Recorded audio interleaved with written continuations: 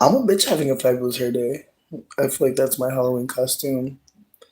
Having one of the best hair days in a while, and that wasn't promised. If you would have seen what I started with, it wasn't promised. It really wasn't promised, but I feel like I'm very much a volume girl. Like, I don't give a fuck about length. Let me not do that. Because I feel like you need length for volume, right? So I feel like I'm a length girl in terms of volume. I feel like that's what matters to me the most. I also feel like when I first went natural, somebody that I was close to would always be calling my afro a cookie bush, and that shit would piss me the fuck off. What up, Tiffany? I hope you're doing well. I wanted to do a little celebration for the Scorpio people and for the people who have Scorpio placements. If you think that you have no Scorpio degrees, you are wrong. You have at least one house in Scorpio. And I just wanted to come through and provide something for the folks that are not, maybe you don't got no kids. Maybe you don't eat candy like that. Maybe nobody really is about to give out no candy to you because, baby, you're not dressing up. That's okay. That's all right. You still gonna get something. So, with that being said, I wanted to dive into the Scorpio degrees a little bit. I wanted to share my own personal Scorpio degrees just to give some background for like how they can be used, how you can look at them and interpret them. But I also wanted to just offer some goodwill. I wanted to do a tarot card party, but if I'm being real with you, I don't know that I have it right now, but I feel like deeper into Scorpio season. Yes, like I feel like closer to deeper in November. For some people, you may have heard the good news. The SNAP benefits will be extended for November, seemingly. We'll find out on the 5th, I think, right? With that being said, yes, I am still about to benefit from these motherfucking food stamps, and I'm so motherfucking grateful, bitch. Honestly, I could never get food stamps. It did not matter that I was a ward of the state. That was never set up for me, and so I've never gotten food stamps. I have paid for every meal myself or with the support of some friends, community, or a trick. And I'm grateful that I got every motherfucking meal. And so, with that also being said, I want folks to look into the Little Free Pantry. You could type it into Google or whatever you use. I know some people are using DuckDuckGo at this point because Google got some spyware shit. I posted about it on Twitter that like there's new spyware coming out. Tiffany, I hope you're doing well. Thanks for being here. But yeah, as I was saying though, there's just so many layers of things unfolding that I wanted to just remind everybody that like our Scorpio placements, our Scorpio degrees, the energy that comes from Scorpio is very much about death, but also the get back of life. Okay? It's not lost on me that Scorpio is part Pluto and part Mars, the god of war. Okay? So I need y'all to consider during this season, during this scorpionic season, we do have hands on our side. The people, the majority, the folks that are disorganized but still outnumbering, we just are not organized yet. That's all that's happening right now is we're getting organized. And so Scorpio energy, Scorpio in your chart, a lot of times is going to tell you where you strategize, how you are strategic, how you live and how you die. And so I wanted to share my Scorpio degrees. If anybody feels comfortable to share what degree of Scorpio they have in their chart, or maybe you have a partner and you have their chart and you know that they have a Scorpio dominant chart and you want to ask questions about their degrees, feel free. I'm reading from something called zodiac.net. You basically have to write in the sign and then zodiac.net to get any of this information. And so if you're not a Scorpio, let's say you're a Aries, you would type in Aries zodiac.net /degrees. Once you do that, you're going to get a bunch of information. And the cool thing about this is once you get the degree name, you can find the seed name. You can find the fulfillment degree. You can find other degrees connected to your degrees. And then it'll matter more when you notice, ooh, the sun is at 3-degree Cancer. those things will matter more to you. So just keep that in mind. Like, I know some people get into tarot, they get into astrology, and then when it comes to like the houses, the birth chart, it gets a little bit crazy. If you're not a math girl, if you're not a science girl, I get it. Like, I feel like for me, I feel like I definitely was blocked about the houses. I was definitely blocked about degrees, but those things matter. Those things are really important. And I feel like they're definitely something that I've been using for the last few years to get deeper into like what I'm here for. Because I think that unfortunately for some of us, we've kind of just, we've kind of just been doing whatever we're doing. But I think that finding out where certain degrees are in your chart can kind of help you understand better why you do what you do, why you think how you think, why you don't think how other people think, why you do care a lot about how other people receive you, perhaps physically. Like, there's so many layers to this, and I'm hoping that the people that are really into tarot, really into astrology, really start thinking about this, only because I feel like once you're starting to get degree names, the tarot cards have astrology transits as well. Like, for me personally, I have a sun in Capricorn, which is Four of Pentacles. And so for anybody out there who is, another sun in Capricorn, when you see the Four of Pentacles, that is you. That is part of your experience. But also the Four of Pentacles is also connected to Taurus. It's not just Capricorn, it's Taurian as well. So I hope folks do a little bit more digging. But like I said, I'm going to share my Scorpio degrees with you just because I feel like they're important to share because they have really had me sitting with the ways that people have shared so much with me. And I've also experienced incredible loss. And so, Scorpio 4 degree, a loud roar as a tornado approaches. The storms of the world come right through where and when they are needed. They must wipe out ordinary consciousness and bring into play every kind of release spirit and force.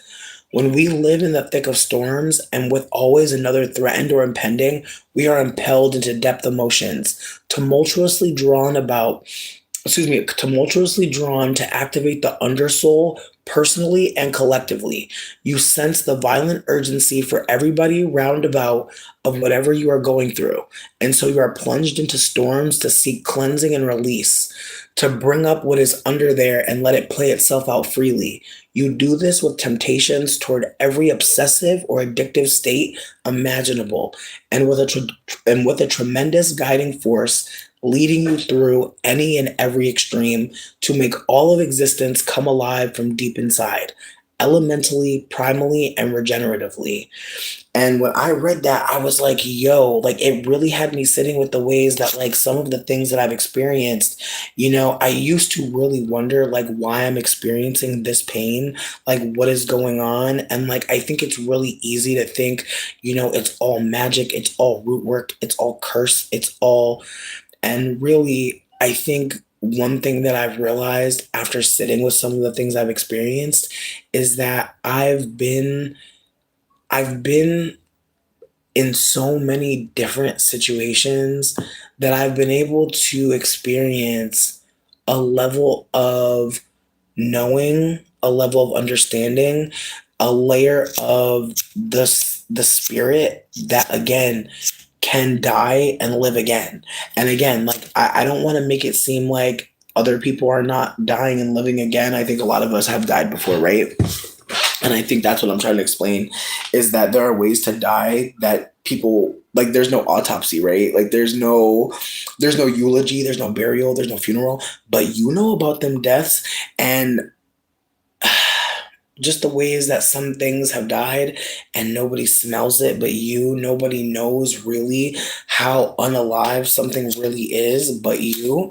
And the ways that again you're constantly trying to maintain life while you're breathing and shit, but like it's the ways that the dead shit be coming back. It's the way the dead shit be coming back to life. And so or the dead should be operating the alive body seemingly. So again, it's the way that I read that and I think about the ways that being in foster care, the ways that being abandoned, the ways that being homeless for many years has put me in a position to where, what up, Kayla? For me to be able to communicate with people in that situation, like I'm able to hold that, like, yeah, of course you could use a link for findhelp.org. Like, of course, so many of us can always use help, but there are some of us who are new to being a receiver of care and support. And I hope anybody out there who usually got it, I hope you know this is not your fault. You didn't do anything wrong. I want to also hold that it's going to be really easy to think that someone is the reason why these systems are hurting us. No.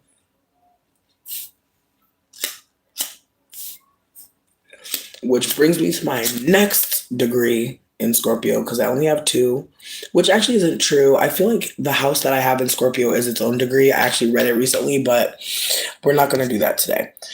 And so my second Scorpio degree is Scorpio 16. And it says Sharon ferries the dead across the river Styx. The bittersweet combination of death's lessons and life's issues and dilemmas concerning limits, taking on the projection of the one who brings up, brings out, brings through what everybody would prefer to avoid. Deeply impressed with the humanity karmas around death, and especially around every kind of restriction and heavily pressured passage, uncovering experientially the magnitude of fears and doubts, avoidances and negations, yet almost irresistibly tempted to constellate these things, to dramatize personally the shadow worlds. A transformative path can be assessed if you forgive everybody their obtuseness and align with redemptive currents in complete disregard of the old distortions and phobias, simply passing right through all of it to find a new freedom that is whole, which between me and you, I feel like when I read that, I think about the ways that like I've been at the right place at the right time to hear someone say something that has been a gun, a bomb, I cannot like this to save my life. But like I was saying, I've heard people say things that let me know they were dying or that they have already died and that this was their spirit speaking. I've also had the I've had the experience of like sitting with someone while they were dying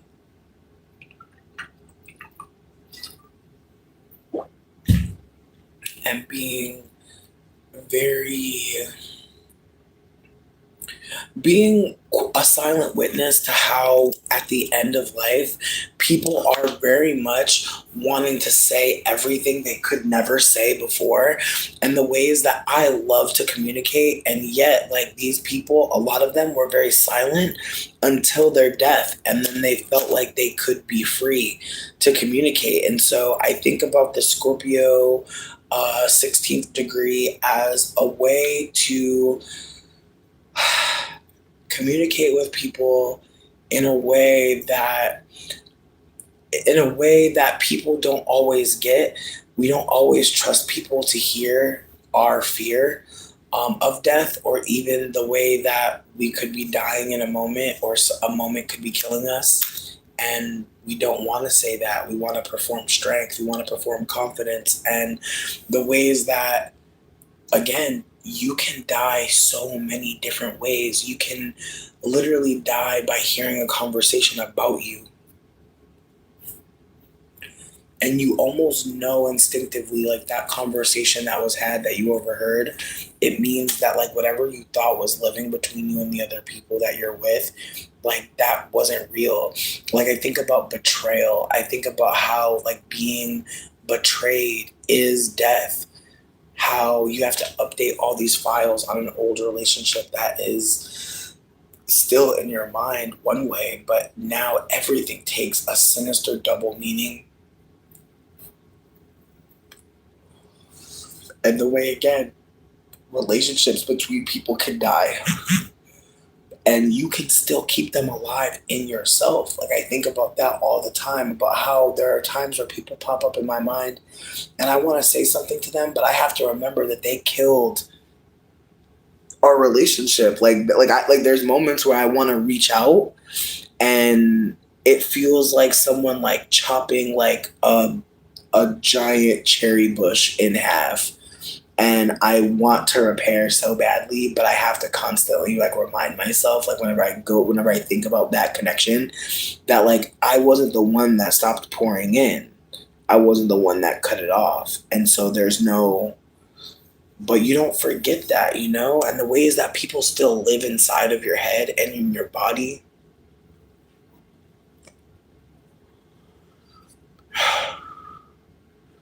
The way you can really time travel emotionally and think that the way that things can still be very much alive, even if they're truly dead, and the ways that we can talk about death, the way some of us don't even talk about it, the way that like people die and everyone stops talking about anything,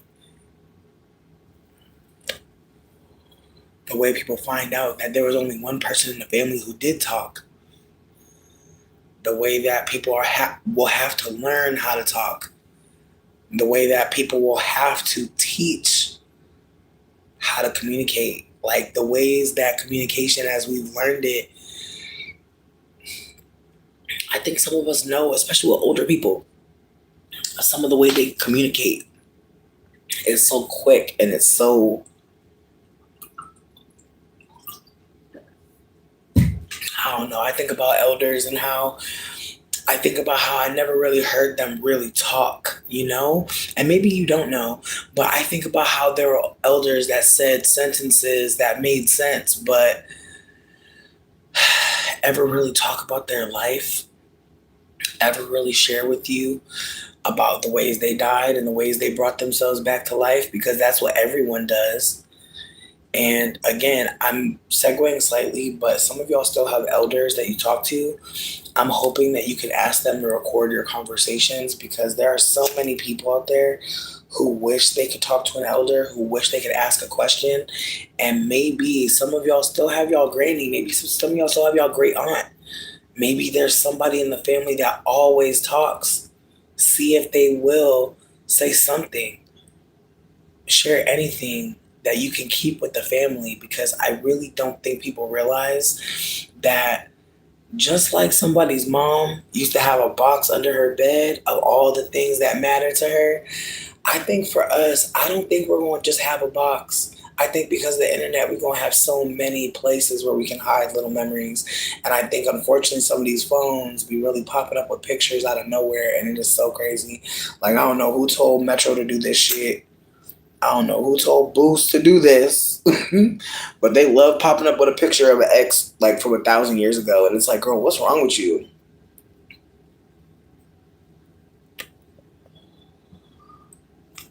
And see, and Ink, I'm glad you are here, because who knows? Who knows what that conversation is going to even be about? Maybe she's going to pull something out for you that, again, will have you really sitting with how much you really don't know what all the history in the family is. And maybe this will become a project that you don't overwhelm yourself with, but maybe you take your time to build a little catalog of things that the family said. Because I want y'all to remember there are going to be so many more of us. This is not the end of humanity. It's the end of a type of idea of humanity. The idea that says that people are black and so we treat them like fucking shit. This is the end of the colonization in this way. There's new colonization, but the idea that we look at people and that informs how we treat them is so fucking over. It does not need to live. We can dismantle. And I want us to talk like that. I hope that we realize like nothing is done. I really hope we start to remember nothing is done. Just as much as things die, they live.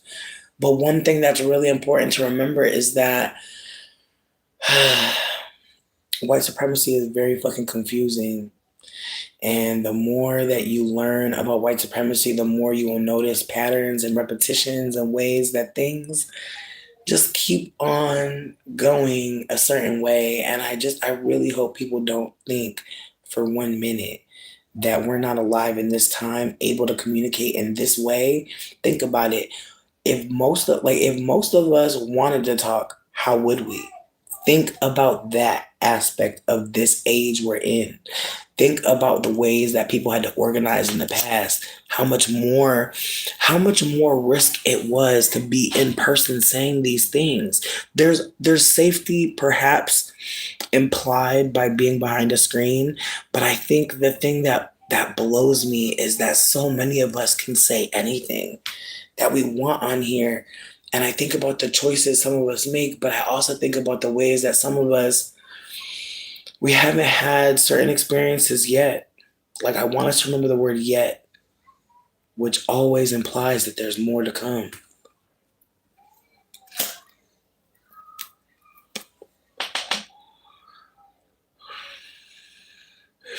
You know what? And I feel like, you know what? I want to just hold space for this. I am so sorry that your family is trying to instruct you on gatekeeping or restricting any part of yourself for an elder that only has so much time left. If she gonna be upset, I personally feel like let her be upset. But there's a part of me that feels like I understand why you wouldn't want to like rock that boat or be the one to be the face of, the family members that are, not, just again, I don't want you to think that like it's up to you to be like doing any of that because again, we're not gonna always feel in the position in our family, especially to say what needs to be said. I remember I cussed out my whole family one time on a Facebook group. And the Facebook group was about like the family reunion, which no one really wanted to plan for real. And it was awkward because I was actively trying to travel to visit with my family. And it was very much giving like, no one really wants to do this, but we're going to create a Facebook page just to, just to give the illusion. Like it was just very much giving like, it's not that deep. And it was also, I feel like, very presumptuous that like nobody from the northern family wanted to come. But I also have to hold in retrospect that my grandfather left the South to go live in the North with a white lady. I didn't hold that at the time. I'm literally holding it now. But at the time, I'm like, how come y'all don't give a fuck? Like, what the fuck? Like, I'm like, why even allow me into the group chat and into the Facebook? Like, what? Like, if I'm not welcome, just say that. But it's the ways that I had to find out these motherfuckers didn't give a shit if I was coming or not. And it's like, babes, I'm in the group, I'm in the Facebook thing thinking, but again, it's the ways that like connections will really be dead and other people don't think they have to say. And that's something you learn in life, unfortunately, that you have to start to learn to look for the signs of life. And one of the ways that I've been blessed to learn about is called enthusiastic yes. All right. You ask somebody something and it's a hesitation, bitch, it's no. Love you. Saved my life. Saved my life learning that. If it's not, yeah, it's no. It's no. And unfortunately for some of us, we know what that's like because we do that to people. We say, I guess I could do it. If it's not, yeah, like if it's not that, it's no. And again, who tells you that? Who tells you that? It's a way like I would feel weird like knowing that someone's like not saying yes like enthusiastically, but it's like they didn't say no. But it's the ways that like even if they don't say no, it still leaves a moment for them to build resentment with you despite the fact that they could say no. But as someone who's trying to people please less, it's really easy to say yes to people sometimes. I feel like saying yes to people feels good as fuck. And I feel like that's the part about it is that some of us really are addicted to saying yes. We love to say yes. And I think about the ways that like saying yes can feel so like but we have to hold that like that might really be our own and have nothing to do with that other person. I feel like it's really disconnected from like yourself, your body, because again, you're saying yes, but what's your leg saying? What's your body saying? What's your back saying? Like, what's your You know, like what is your life saying? You know, like that's really where I'm at with it. Like what is the other parts of you saying? Like is it enthusiastic? Yes, throughout the whole system. And again, even taking it into the internal and considering that like I'm not enthusiastically saying yes in my body really has me just sitting with the reality that like again, like things can be dead, things cannot be working, and people may not say that, but there will be ways that you can start to know, there'll be ways that you start to see that, oh shit, like this is not living. You know, I keep on pouring water and there ain't no sign of life. And again, it's really not you failing. I want us to consider that like whenever we don't get what we want in terms of connection, it's a moment to grieve. And I think about the ways that like grieving and making space for your pain and talking to yourself about what you're feeling, those things are so lost. I want us to remember that like growing up, some adults showed us that, you know, pain was maybe listening to a song, or grieving was maybe listening to a certain CD, maybe listening to, maybe watching a movie. Like there's just so many ways. I want y'all to think about the ways that your elders showed you they were in pain. And I'm not talking about like the kind of pain where you can physically always see it because it's a broken bone. I want you to think about times where you saw that elder and you knew by looking at them, by what they were doing, like there was nothing happening there that was joyous, that there was deep pain, perhaps. And again, the ways that there was no conversation, there was just an expectation, perhaps, for you to do something for them or show up a certain way. And I want us to consider that, like, grief will really have other people around you trying to fix it for you. And we can't fix anyone's grief, you guys. We all have it to grieve. We all have something inside, something that we remember, some memory that pops up instantly when people talk about grief. Something that instantly comes up for us in our body, like we can feel it. Something that's so painful and so fucking hurtful. And it's so like, ugh. And again, that feeling, it's so important to consider that you are not alone in that. So many of us have moments where we just cringe and we want to just disappear because we're in so much pain, so much shame, and it's not a failure to disappear for a bit or to go away or to think that, you know, it's time to take a break. But I hope y'all remember that that feeling that y'all have when you're realizing that something really hurts. You don't hide from yourself or from that pain. I hope that you learn how to work with it and realize that every day is going to feel differently. There's no day that is typical. There's no consistency there. One video I want to offer is I understood, of course you're inconsistent, you're not a machine. That video really had me like feeling so amazing. I have a lot of Saturn in my chart, and so despite the Scorpio renewal energy, the Capricorn in my chart can be very rigid.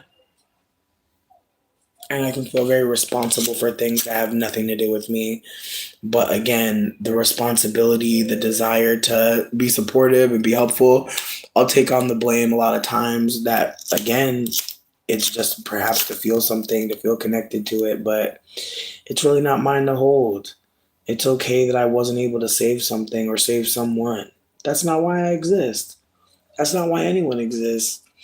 And so I say all this to say, I hope you look at your birth chart. I hope you look at your rising sign, especially because the rising sign, that's who's like pulling the front of the train, okay? My rising is Taurus, which means my who's running shit is Venus. I very much care about the look of things. That's why sometimes I'm like, y'all can't see me. Mm-mm.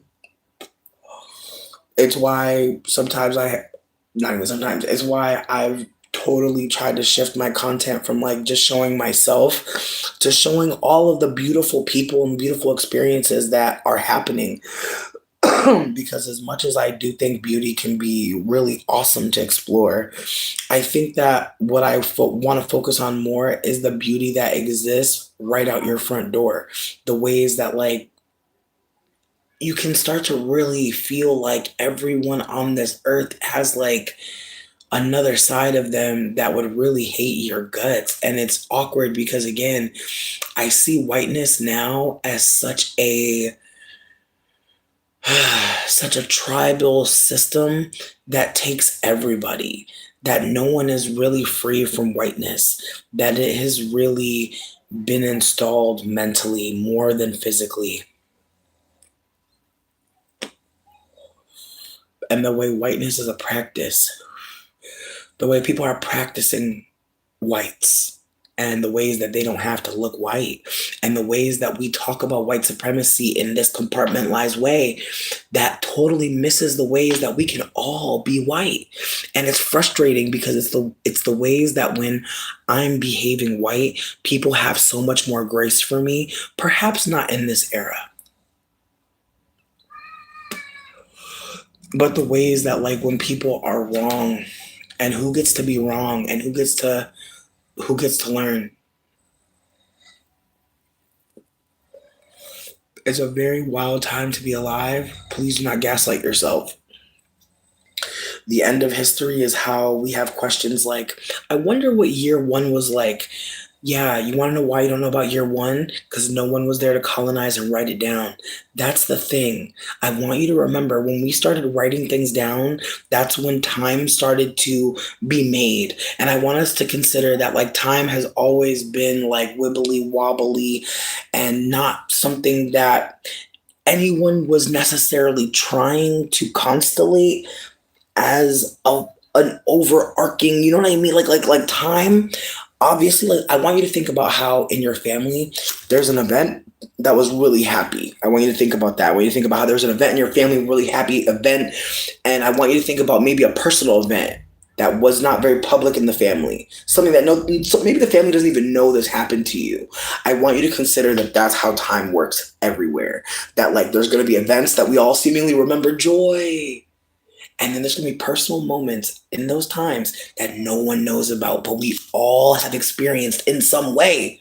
And that's why TikTok is so fucking important. I know you probably didn't expect me to go there, but TikTok has allowed people to get things out of them that we do need to hear collectively. Unfortunately, because we live in a white supremacist time, there will be people who are very much practicing whiteness and think that their thoughts must be shared collectively. And it's frustrating because, in ways, by sharing the thoughts that are harmful, we can define the toxicity, right? But by sharing those thoughts, harm is done. And so that's another layer to this, is that the ways that we think about time, it's personal, but it's also communal. And I want you to consider that we are in a time where people keep saying in 2025, I want you to remember that, like, the numbers, the systems, the little squiggles that we call words, like, I want you to remember that that was given to us.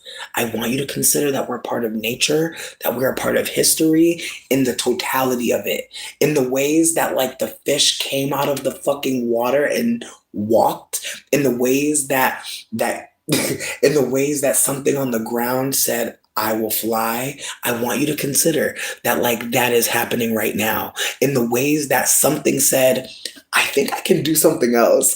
I want you to consider you are there too. And it's so important to consider around Scorpio season, because people really give Scorpios a lot of shit because they deal, the Scorpio energy, it's a lot of energy. And I feel like that's another part of it. I feel like just because the Pluto is there, people forget about the Mars aspect of it, which again makes it really quick, makes it really fast. And Pluto is very mental, very emotional, very strategic. So is Mars. And so again, Scorpio led people that ruled by Scorpio, they have co-rulers. And so I want you to consider there are people who's, like, I want to say, like, as a Capricorn, or excuse me, as a Venusian, Yeah, as a Taurus rising, I think about Venus in this concept that like I I've seen enough evil shit. Like I've seen enough harm. I think about the ways that I've seen things that no one should have ever had to see. And I'm not even just talking about like two girls, one cup. I'm not even talking about like being on the internet and seeing something really insane. I'm talking about like just the ways that you can be born in a family and like people don't care about you and you know that. Like there are people in the family that you just can't talk to, you just can't be close with because they genuinely aren't offering anything. The ways that like you can know exactly where someone's house is, but you can't go there anymore. The ways that you can remember something so funny, but it's something that someone that you're not close with anymore said, and you can't bring it up anymore to anyone that really knows what you're talking about. The ways that like you can experience loss and it's so private. I want us to consider that about Scorpio people because I think that that's the thing about Scorpio is the scorpionic energy keeps the time that's uncomfortable, that keeps the time that actually defines like how strategy actually operates and how we get to places where we truly believe that anyone because of how they look is going to be any particular way. Like we literally are in a time where we look at people and we make such quick decisions and we can't possibly know what that's going to mean. And again, it's the ways that I'm hoping people can hold that Scorpio is about strategy, just like Mars, just like Aries, just like fire, very strategic the way it moves. The way fire moves is so fucking wild. And again, if you've never been in a fire, you don't know what the fuck I'm talking about. And this shit, if you've ever been in a fire, you weren't even watching the fire move. That's the thing about fire. And again, again, I want you to remember that you are coming to like a bog witch's cottage. I am high as hell. I am also deeply traumatized, but I am healing constantly. But I'm also unfortunately very aware that healing is collective. And so as I attempt to heal myself, I realize you're hungry. I realize that your hunger might lead you to hurt me. I realize that if I don't share with you and I don't know that sharing with you is a part of like being alive, like being alive means sharing. If I don't know that, then fundamentally I'm already dead. And there are some people that are unfortunately with us here walking around and they don't think that sharing means life. They don't. And it's unfortunate, but I hope that people are realizing that you're not getting broker. You're being stolen from. This world is abundant. There's no way we would be able to exist on this planet if there wasn't anything for us to take from it in order to sustain. It doesn't work that way. It's why the birth rate is dropping, though, because many people realize that this planet has such a history of death, pain, stealing, exploitation. There's so many layers to why people are not having children, but also the ways that if you look into history, the ways that the colonizers used the oppressed, bred the oppressed. I want us to consider that. I want us to consider that there's so many people on this planet because the colonizers wanted that.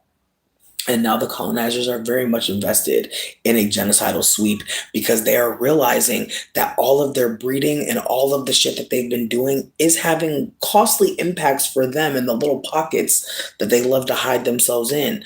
And so just like Donald Trump gave 40 billion dollars to Argentina, I pray somebody here looks into Argentina. I pray you do.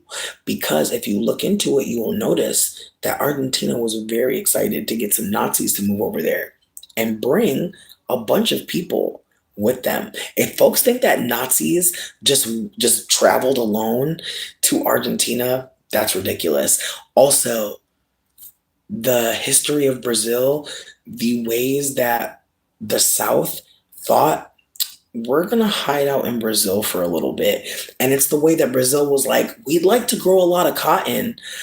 And so, yeah, I want folks to do some digging. I hope that works out for folks. I feel like we have to be as covert as possible. So, yeah, we're talking about Scorpio, we're talking about degrees, but also let's talk about history. Let's talk about why the black population in Brazil is so large.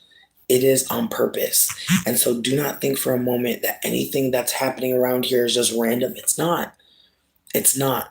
The ways that people write things down, the ways that people give us more information, they're trying to tell us a story so that we can think a certain way. Just consider that the things I'm sharing with you can be easily researched. I want you to learn more. I hope you do.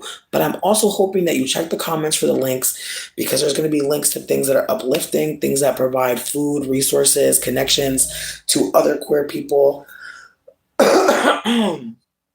And people that are also resisting. And I pray that people know resisting isn't just going to look like being outside doing something destructive, because I don't want to limit what could be resistance to you. But I want you to consider that you could easily write down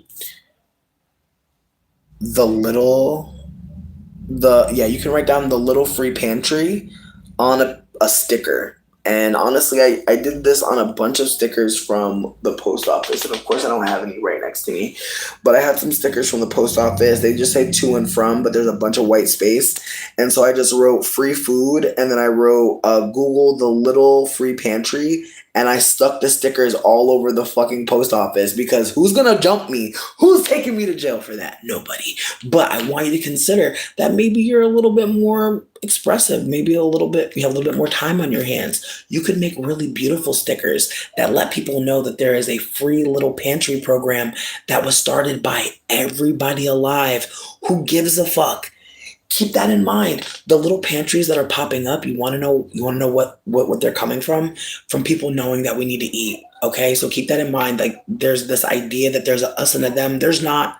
There are a lot of people who are unfortunately afraid, and they'll believe a lot of things. You'll believe so many things when you're scared. But when you're being fed, when you're in community, who knows what we'll be able to talk about and discuss. Not to mention, going to one of these free pantries, you might be able to meet some people, and next thing you know, you're going to a karaoke. Next thing you know, you're going to a free event where they're doing clothing swaps. Next thing you know, you're meeting up with someone who's also a maker. And now maybe you guys are starting a tiny shop. Who knows? There's so many things that we can do right now. And I want you to consider, if you are so depressed that all of this sounds like it would not work for you, I really hope you know you are not crazy. And your depression may also be part of the environment you're living in, but also the environment you're breathing in. And again, I just hope you know, like, if it feels like it's time to go, please reach out. I do wanna let folks know, like, I'm not trying to make it seem like I know every fucking thing. I don't. I'm trying to learn as much as possible. And I feel like on this journey of being houseless multiple times, being discarded by white people that I thought I could trust based on what they were doing and saying, there were so many ways that I died. And I have to hold that. I have to grieve that. Like, there are so many ways I feel like I watch videos and I don't even know who the fuck that is. Like, I listen to stories that I tell myself, and I can't even believe that that happened, because the person I am today would never fucking put myself in that situation. But I have to hold that, as much as I think that now, I have to hold that the person that I'm judging was thinking that that was a good place, thinking that that was a good person, thinking a lot of things, believing a lot of things. And so I'm not trying to do too much, but I'm just trying to hold that, like, there are going to be moments in your life where you do things and you don't really understand why. And then as you live more, you start to realize, yeah, that crumb looked like a biscuit to me. That red flag looked pink. You're going to start to notice why your behavior looked like that. And I hope you're not mean to yourself, because it's very easy to do that. But I think what's harder is to acknowledge where exactly you were at, emotionally, physically, mentally, just where you were really living, and why that situation seemed better to you. It will make sense in the future, but at the time, especially if people aren't being loving towards you or gentle, it's gonna be easy to think you're dumb as fuck. What up, Saul? Do you have any advice for the ones who don't have access to their birth time and are trying to look into their charts? No access to birth time. I used to fuck with this site called the Horoscope Co. It was called like thehoroscope.co. And I want to say they didn't give a fuck about birth time. They just want, like, I used to like, cause I would like look up people's birth charts like without the birth time a lot. Excuse me. And I would type in like their birthday and then like the horoscope.co. Yeah, check it out. Let me know if it works out. But basically, it allowed me to see not degrees specifically, but it did let me. I mean, maybe I'm lying. Maybe it did. I'm gonna check right now. Because watch that shit not even work no more. A lot of people going out of business, bitch. Did y'all hear about the Amazon layoffs? That shit was fucking sick. Like, that really fucked me up. I'm like, damn, now you gonna punish everybody because y'all made poor decisions. Nasty bitches. Yes, it's called a birthday analyzer, and they don't ask you for, yep, it's called thehoroscope.co. And you're going to click on the birthday analyzer on the right hand side, and it'll ask you for month, day, and year. And I feel like that one's pretty accurate. I feel like that's why I'm telling you about it, because I would not usually have people birth time. I'm very much that girl that's like, what's your birthday? And again, I didn't even know how to read birth charts like I do now, so I didn't even have that much tea. Very annoying, but I feel like at this point in career, I feel like I could really do a good birth chart reading for somebody. But also, if you were looking for a birth chart reading that was like cheap, that was free trial, Shani app, Chani. I do think the Shani app asks you for birth time though. I'm not sure. I think you might be able to say you don't know it, which is just fine. But I want to hold that you could make one up and just decide that that's your birth time now. You know what I mean? Like, I feel like that's like, if there's a certain time that matters to you, because the only reason why I'm saying this is because there may be a birth time or a time or just some numbers in a string that when you put those in as your birth time, it gives you degrees that you absolutely agree with in terms of like how it's showing up for you. Because I know for me, like when I read, like when I'm gonna read y'all my ascendant. When I read this, I was like, oh, I gotta do more research because I didn't even realize that this shit was hitting like this. Like, I literally, like, if you're a zodiac girl, trust me, like, this is so interesting in terms of just finding out your degrees. And again, if let's say you're a Cancer, even if you're not a Cancer, you're gonna put your sign zodiac.net/degrees. Trust me, bitch. Because once you get the degree name, you can start Googling the degree name. That will help you find so much more information, and you're gonna be sitting there feeling like, oh wow, like literally. The whole time I'm reading my birth chart, I'm bugging out because I'm just like, oh, like this is why everybody tells me everything. Like, this is why I'm always in the business. Like, this is why I be so curious. Like, that is so fucking funny. But again, like, I didn't realize for most of my life, I'm 35 years old. I didn't realize for most of my life that this was part of my journey. But again, even finding this is exciting because me finding this means someone else is finding this. Someone else is going to find their journey. So exciting. So I feel like, and it's funny because it literally says, like, I'm the person that says the things that people don't want to hear about. And it's really funny because it's like, in ways, true. Like, I've definitely had people like tell me to shut the fuck up so much. And like, again, it's the ways that people will tell you to shut the fuck up when you're not saying something awful or terrible. Like when you're trying to, like, again, it's the ways that like people will listen to you a lot longer. Depending on what you're saying, but even that is like, you know, like I find it hilarious, like the things that people will sit through and listen to you, like get the whole fucking point out, and the things people will be like, no, be quiet, stop talking. And again, it's the ways that I realize that's part of why me and my mom have beef, because like I literally say the things that she would rather like we not talk about. Like, she's a very, very private person. And so me calling the cops on her, me trying to run away from her household several times, like she very much took that personally. But again, I'm not saying that to be like I did something wrong. I'm just saying that like me and her, mother and child, like it was never gonna work because I'm literally such a fucking big mouth, and she's such a fucking secretive ass, abusive ass bitch. Unfortunately, also, why the fuck she gonna send me a card, bitch? This is a wedding card. I'm not invited to my brother's wedding, so she's messy, right? Very messy. Bitch, why she gonna write using this card to send the money in? Love you, love mommy, aka the white woman. She's now she's trying to play with me a lot about being white, and it's like not like it's like you want to laugh, but I don't want to laugh. Like she think it's funny to keep doing that shit. This is the second time she done wrote the white lady in her fucking shit, and it's just like, lady, you don't want to talk about white supremacy. You don't want to talk about colorism. You don't want to talk about anything of the sort, but you want to laugh about being white.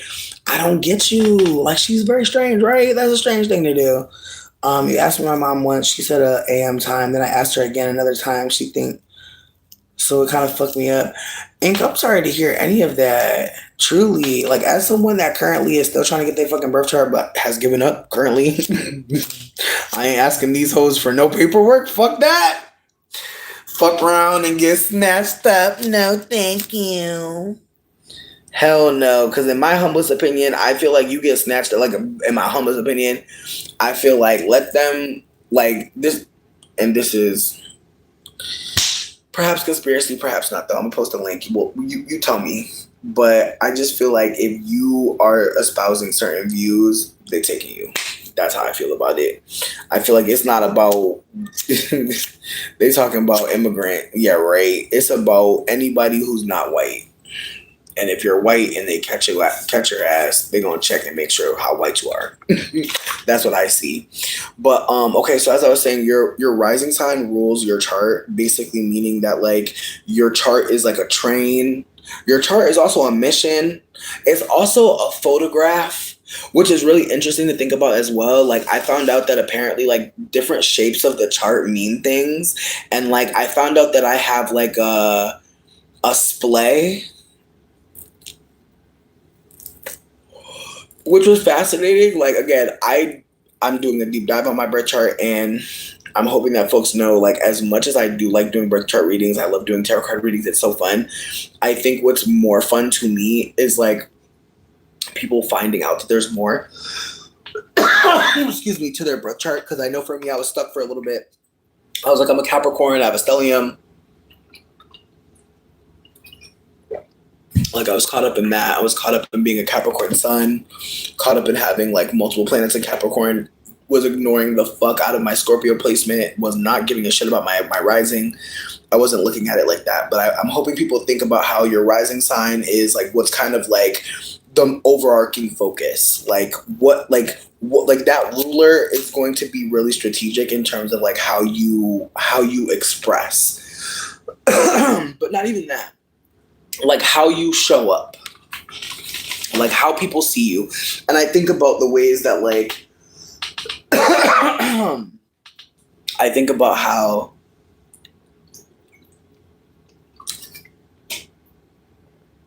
Venus is so visual and how Venus is very concerned with how things look and feel, but look. And I feel like when it comes to Taurus versus Libra in terms of Venusian, we already talked about how how Libra's motto is "we are." And so most of our our signs are like I use, or I seek, or I believe, or I know.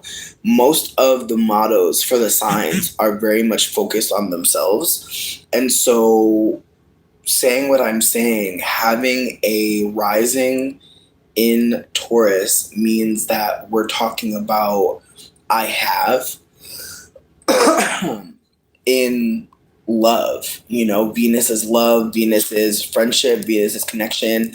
But expressed through Taurus, it's very materialistic. It's very focused on like having tangibles. Whereas Venus in Libra might be more focused on having deeper friendships, relationships, like having deep connections with people that people can see, like very surface connections, like maybe being a part of a club or being a part of a band, or just needing people to see you in that community. Whereas thinking deeper about my rising in Taurus, I have absolutely, like when I was like being looked at and I knew people were going to see me, was absolutely wanting to prioritize like being seen as someone that had something.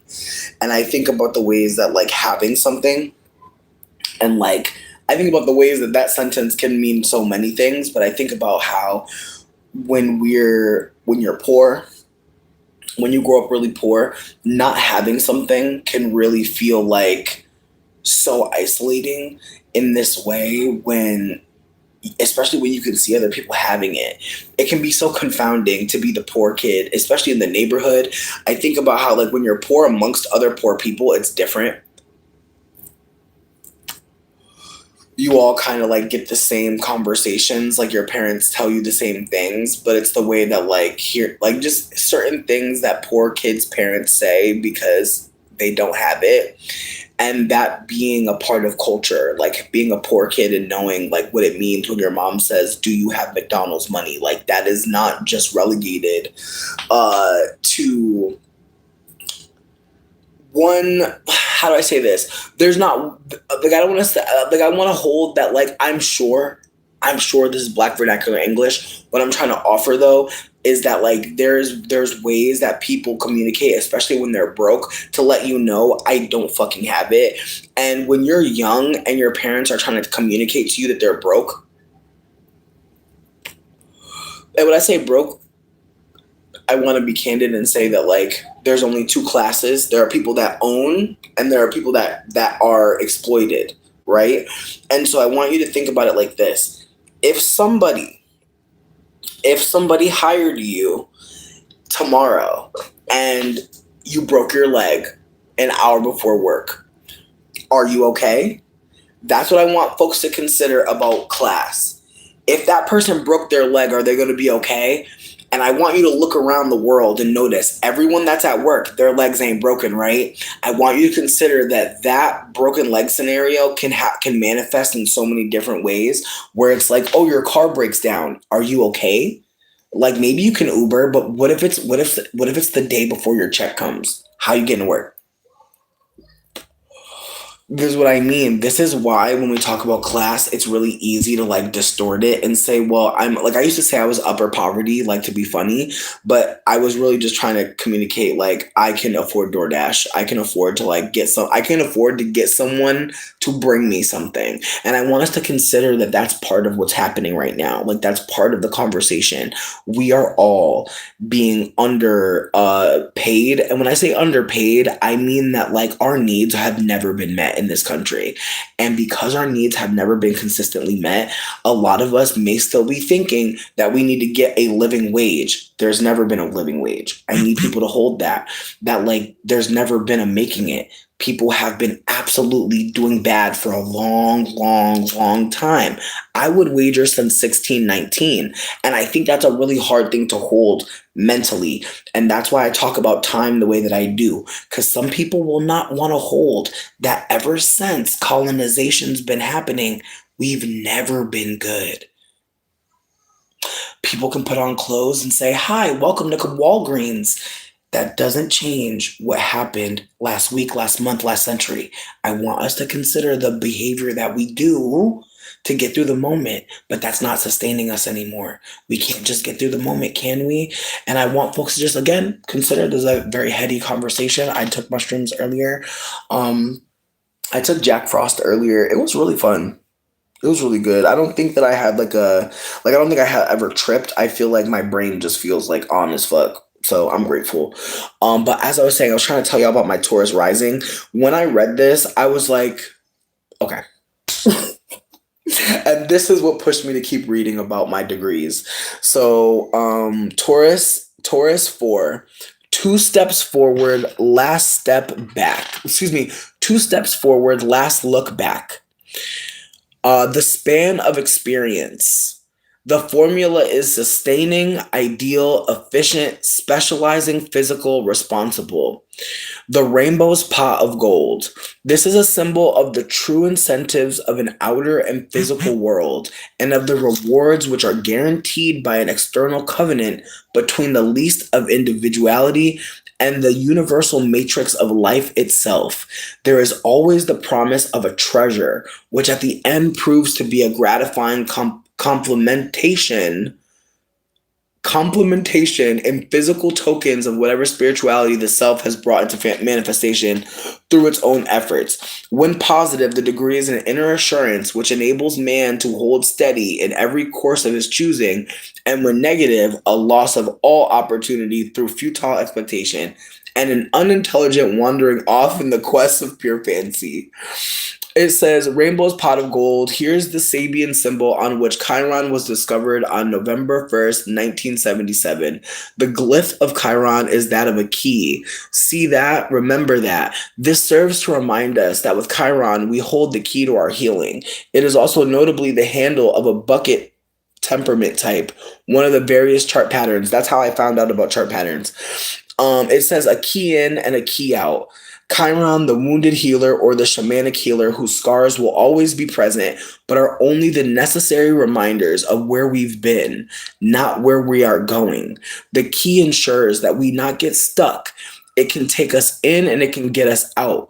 Should we need to revisit an old unhealed wound, we have the key to do so. But this same key is which allows us back out of the past and into the present where our true power as healers ever exists. Our Chiron return around 52, 53, we all have our Chiron return. At that time, having our wound opened and reopened many times, now will become necessary to decide what we will do with this immense amount of knowledge and experience. Will we go forth and serve others who are in need of our particular wisdom, or will we refuse, sulk in self-pity, and decry, why me, why me? Long live the healers among us. There is so much service to be performed in our spheres of influence. This then is the true purpose of the wounded healer, to care for and heal our woundedness so that we might go forth and assist others in their desired healings. But the way, everyone has a wound. No one is exempt. Yours will be shown by its placement in your chart, both by sign and degree, as well as by house. Wow. Yo, fuck this fruit fly trying to fucking play me. Bitch, please, go eat some fruit. I hate you. And Jesus said unto him, Go thy way, thy faith hath made me whole. You know I don't really fuck with Skydad, but they be adding. They be adding. But yeah, someone said, He healeth the broken heart and blindeth up their wounds. He telleth the number of the stars. He calleth them all by their names. Great is our Lord and of great power. His understanding is infinite. Psalms 147, very interesting. Again, I did not expect to find this information. I'm grateful that I did because it really had me sitting with the ways that I have been, crying, saying why. Multiple times. Like I've multiple times been like collapsing in pain because I'm just like, what the fuck? Like, why are we going through any of this? But I'm grateful to be also on the other side of a lot of pain and to say, wow, I have experienced some things and they don't define, my future, but they definitely do remind me, whew, to be a little gentler and be a little bit softer because I've definitely experienced some things that, the kindness of a friend, the softness of a hug, the remembrance of someone saying something to remind you that like you've been on their mind or that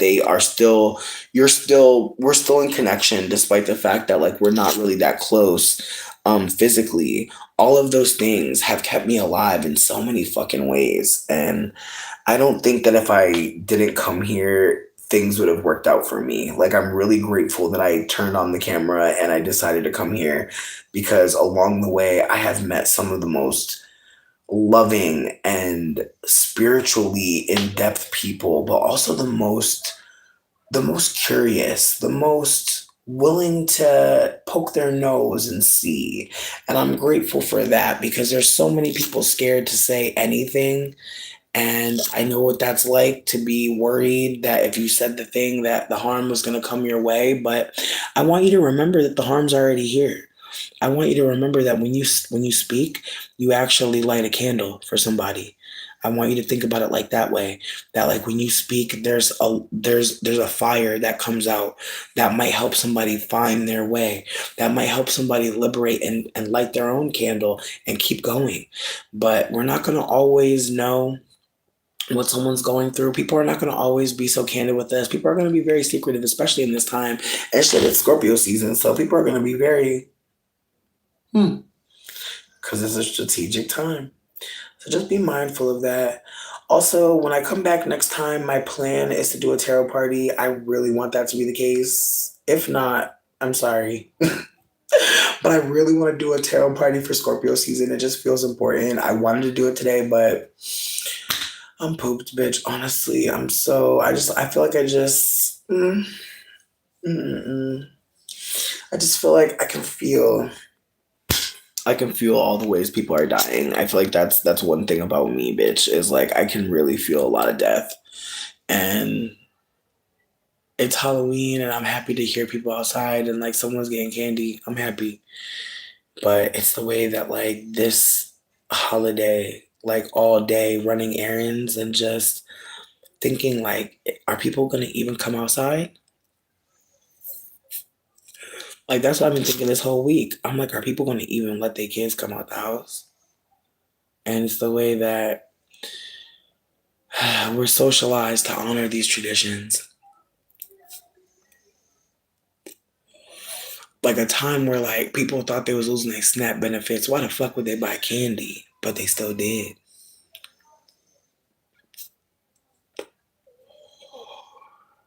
Hmm. It's the way that nothing really makes sense. And I think that there's enough people out there that know that. And so they're gonna do something else. They're gonna do something else that don't make sense. Again, I'm not saying candy costs so much, but bitch, if you don't think you're getting your food stamps, why the fuck would you do that? But again, it's the way that some people are so connected to this tradition that meant something. But also, as someone who's child free, I was like, maybe take your kid to the mall, but then I was like, is the mall really the best place to go? Like I was really concerned because I was like, I know I'm not putting no candy out there. No shade. I'm fat. I ate it. This is why some of us don't have kids, okay? We don't have to hide our hot wings. Leave me alone. I know I'm not shit, but I'm just saying I wasn't doing that this year. I really didn't have it in me. I really didn't have it. But there were some really cute whimsical things that happened today. Also, sidebar, why the fuck this man came into my job today?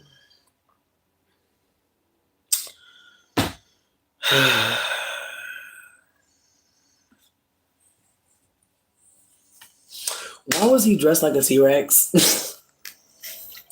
And I'm talking like inflatable T-Rex costume. Like I had to ask him how he takes a dookie. Like we literally just had one of the most insane conversations two humans that don't know each other really should be having, but it's okay because he was very very excited to tell me about all the things he had to do to get up on that motherfucking costume, and so I was just very much very interested. But at some point, the conversation took a turn, bitch.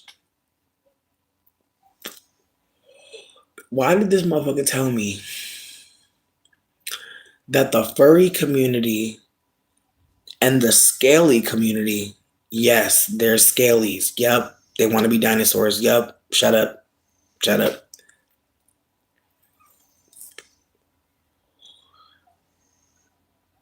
I low key think that's my next like Hosona. Listen, I'm thinking of a cute, like I'm thinking like green dinosaur, green and purple, baby bop. I'm thinking baby bop. I'm thinking baby bop, but not looking like baby bop because that's weird. But like I'm thinking, you know what I mean? And I'm again, bitch. I just feel like the kinks where like they just want you to dress up and do something silly. I'm with it. You gonna pay me to pretend to eat you like a dinosaur? Why would I not? Sign me up, bitch. I've been wanting to do improv. I can't afford it. I know improv costs money, bitch. Anyways, so I found out that the furry people and the scaly people, yes, the people that want to be dinosaurs, they got a beef.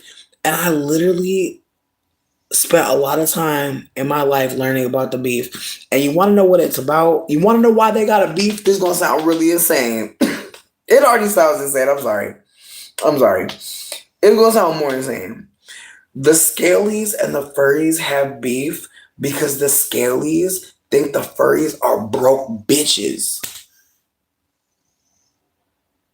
Imagine thinking you're a badder bitch because you wear a T-Rex costume that costs mad money. I'm sorry, but we have, like, I be wanting to say certain things that I shouldn't say. Like, I'm not gonna say it, but there just be moments where I'm just like, can we start over? Can we just start it all over? Can we just, if we all get in the same van and just drive, could we start it over? That that's what inspired. That's what that man inspired in me. Bitch, I have one good lighter and one fucked up lighter, and the fucked up lighter is like still. Oh, it was my pussy. Praise God. But yeah, like I was saying though, Nima, hear me out. I did not know that this existed, and I am so sorry that you had to learn this against your will. I am so shitty for that, but I did it, and I'm gonna stand in it. On Halloween, I told y'all about the furry v scaly drama, and like that's again, I'm still sitting with it. I still can't believe.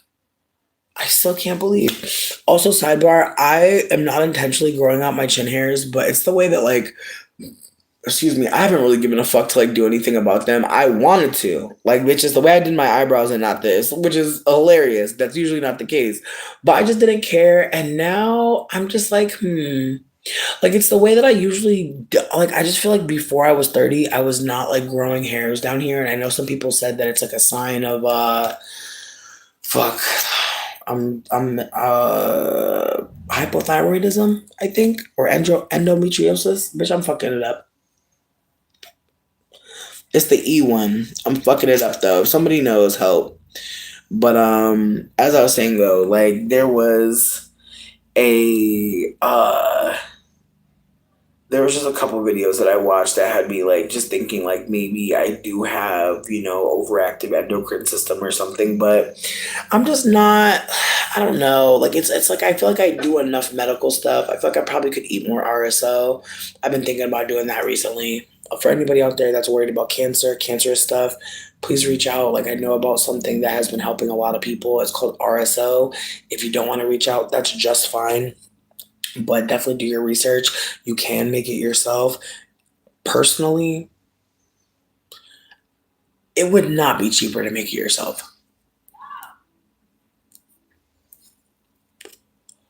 But again, I do have a crock pot. I'm down to see. I'm down to see. But yeah, it's basically like a syringe. It looks kind of crazy. I feel like for anybody who only smokes flower, you're gonna be like, "What the fuck?" But it's basically a syringe. I feel like I have one like really close to me too, because I was bugging out recently, and I was like, "Oh, I'm just gonna smoke this stuff because I can. No one can stop me." Which do I think you should smoke RSO? Between me and you, no. Between me and you, no. I don't think anyone should be smoking it. I did it because I'm a crackhead, and I really just wanted to see what that hit be like. Don't do what I do. Please don't do what I do. If you're a crackhead, hello, have fun. If you're not a crackhead though, don't do what I do. But yeah, this is it. I know it looks fucking crazy. I was putting it on papers and smoking it. You should not do that. It just and here's why I'm saying you should not do that. First of all, the price point, it's way too high to do that. It just doesn't make sense to do that. Number two, when you smoke it, it converts to pure indica. And so what I want people to consider is some people when they're smoking it to combat cancer. They're smoking it to regulate after chemo. Like I feel like that's a big one that people do is like they take the RSO because their body doesn't want them to eat during the chemo. And so for some people like taking the RSO, like they need all of the cannabinoids in it. And so when you burn the RSO oil, you're actually burning out all of the CBD, the CBG, the CBN, like you're taking out the full spectrum effect and you're basically turning it into a giant THC bomb, which is not bad if you're a recreational smoker. Like if you recreationally smoke, like that's great. But if you're smoking for medicinal, I feel like you would not need to smoke that. Like I feel like even a medicinal smoker, like you would definitely want to put that like on your gums. Like if you like, I feel like there was a moment, or not even a moment, there was an event, unfortunately, where I had to get a tooth pulled. I had a tooth crack on the side, in the back. It was a molar. And when that happened, I did not know what to do. Like, it was hurting so bad. I did not know what to do. I was stressed. I couldn't smoke, obviously, bitch. And so it was getting really bad. And then when it got taken out, I still couldn't fucking smoke. So I was really stressed the fuck out. And so being able to cross the border to go and get this shit was important, which is why it's always on the menu. You do not need to fucking worry. It is not going any fucking where, because we have needed it every step of this fucking way. Like, I literally don't even know what I would have done without that shit, because again, if you don't have any weed to smoke and you need to smoke, you can eat some of it and you'll be just fine. You can also put it in your belly button. You can also put it on wounds, on a Band-Aid, whatever the case may be. And it's been really helpful. But as I was saying, like when I first was getting into it, I was trying to figure out, like, by smoking it, like how goofy it would be to do. And I want to be candid, like, you can smoke it if you don't mind being really fucking high. And again, when I say really high, I feel like some people might think like you're just high, but when you're really, really high, you guys, I want you to consider that you can be so high that you think you hear stuff. Like there's a level of THC high that we don't talk about a lot. And on some like Dude, Where's My Car, on some like stoner comedy film, they'll never ever ever fucking show you what it looks like when someone's hallucinating badly, greening out, maybe having a seizure.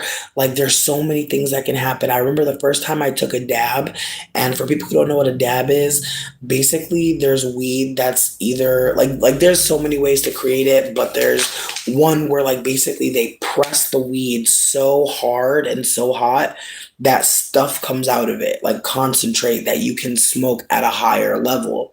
And so basically what someone does is they heat something up, like they heat up like this little glass pot, and then they wait for it to cool down just enough to where you can put the concentrate on it with like a little, like, it's the way that these people have to get their shit together. Kudos, because I ain't doing none of that, bitch. I'm rolling up. The most I'll do, the most you'll see is a rose petal. That's the most you'll see me do, is crush up a rose petal, bitch. I'm not doing nothing more than that. But these people have torches. It's wild. Thank you, Nima. Thank you, thank you, thank you. For people out there who have had a bad dab experience for the first time, it is not your fault. And low key, your friends are shady as fuck, because your friends should give you a little one. If you see a Globert Downey Jr., if you see a glob, if it's big as fuck, like, babe, be careful, because some people will really give you a big ass dab just to watch you go through pain. It's tragic. And so, I remember I took my dab, and bitch, this was traumatic because I don't know what happened when I took my first dab. I remember waking up on the floor. I remember people worried about me. And I remember like people telling me what happened after I had come back from being knocked unconscious, bitch. So, with that being said, if you do take dabs, just make sure that wherever you are, you're sitting in a chair that has a firm seat, maybe against a wall. I just want you to just pay attention to where you're all sitting, what's all going on. Because I swear to God, I woke up on the floor, bitch, with a bunch of white people telling me like that I had taken the dab and flew back.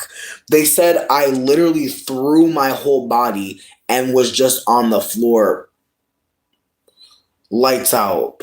Like, what the fuck? And they said I was out for maybe like, they're like, it happened so fast. You were maybe out for maybe like 60 seconds. But it's like, bitch, like when I remember taking the dab. I remember sucking it in.